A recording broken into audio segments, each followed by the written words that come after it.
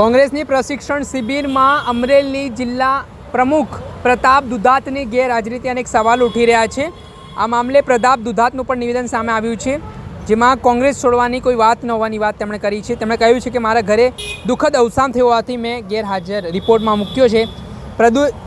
પ્રદેશ પ્રમુખ પાસેથી આ બાબતે તેમણે રજા પણ લીધી છે। પાર્ટીમાંથી કોઈએ હાઈકમાન્ડને મિસગાઈડ કર્યા છે તેવું તેમનું કહેવું છે। તેમનું કહેવું છે કે હાઈકમાન્ડ જવાબ આપશે એટલે કોંગ્રેસમાં ક્યાંક અંદરખાને વિરોધ હોવાની ચર્ચા છે। અને આજે હું સરદાર યાત્રામાં જોડાયો છું અને ખોડલધામના દર્શન કર્યા છે। આવનારા દિવસોમાં લોકોના પ્રશ્ન માટે તેઓ સતત લડતા રહેશે। નિષ્ક્રિય રહેવાનું કારણ તેમણે પારિવારિક જણાવ્યું છે। સાથે જ જે અનેક પ્રકારની ચર્ચાઓ વેગવાન બની છે તે મામલે પ્રતાપ દુધાતે પોતાનું મૌન તોડતા શું કહ્યું તે સાંભળો। જે પ્રશિક્ષણ શિબિર કોંગ્રેસની ચાલી રહી છે તેમાં આપ સતત ગેરહાજર છો, તો કોંગ્રેસ છોડવાનો ઈરાદો છે? આજના દિવસે રાહુલ ગાંધી ગુજરાતની પાવનભૂમિ ઉપર આવી રહ્યા છે, ત્યારે આ ધરતી ઉપર એનું સ્વાગત કરું છું। કોંગ્રેસ છોડવાની વાત એટલા માટે ઉપસ્થિત થતી નથી કે મારા આટલા દિવસની ગેરહાજરીમાં મારા ઘરની અંદર દુઃખદ અવસાન થયેલું, મેં લેખિત રિપોર્ટ આપેલા છે। પ્રદેશ પ્રમુખની રજા લીધેલી હતી, પણ જે તે સમયે જ્યારે રાહુલજી કે ખડગે સાહેબ અથવા અમારા કેસી વેણુગોપાલજી આવ્યા ત્યારે મિસકોમ્યુનિકેશન ગેપ રાખવાનો કોઈ પ્રયત્ન કર્યો છે અને હાઈકમાન્ડને મિસગાઈડ કર્યા છે। એનો જવાબ પ્રદેશ કોંગ્રેસ આપશે। મારી સ્પષ્ટતા કરું તો હું આજે આ સરદાર યાત્રામાં જોડાણો છું, ખોડલધામમાં ખોડલ માતાના દર્શન કરવા આવ્યો છું। હું લોકોની સેવા કરવા માટે રાજનીતિમાં આવ્યો છું, ત્યારે લોકોને પડતી મુશ્કેલી, લોકોની સમસ્યાની અંદર ભૂતકાળમાં લડ્યો છું, આવનાર દિવસોમાં લડવાનો છું। લોકોની સમસ્યા માટે રાજનીતિમાં જ્યારે આવ્યો ત્યારે જે લોકો પીડિત હોય એનો અવાજ બનવાનો મેં હંમેશા પ્રયત્ન કર્યો છે। છેલ્લા 1.5-2 મહિનાથી જે મારું નિષ્ક્રિય રહેવાનું કારણ છે એ મારું પારિવારિક કારણ હતું, અને એ અમુક રાજકીય લોકોને ખબર પણ હતી કે હોસ્પિટલનું કામ હોય, મારો પરિવાર ખૂબ જ મોટો છે ને મારા પરિવારથી વિશેષ કંઈ ના હોઈ શકે।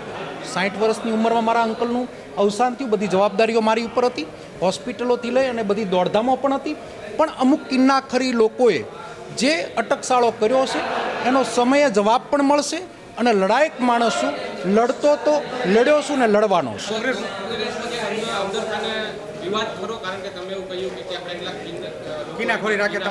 કોંગ્રેસ એક વિચાર છે, કોંગ્રેસમાં સ્વતંત્રતા છે, કોંગ્રેસની અંદર હર કોઈ લોકોને બોલવાનો હક છે। માટે કોંગ્રેસની પદ્ધતિ અને બીજેપીની પદ્ધતિમાં ખૂબ જ ફરક છે, અને કોંગ્રેસ આ સરદાર સાહેબના વિચારોથી ચાલતી કોંગ્રેસ છે।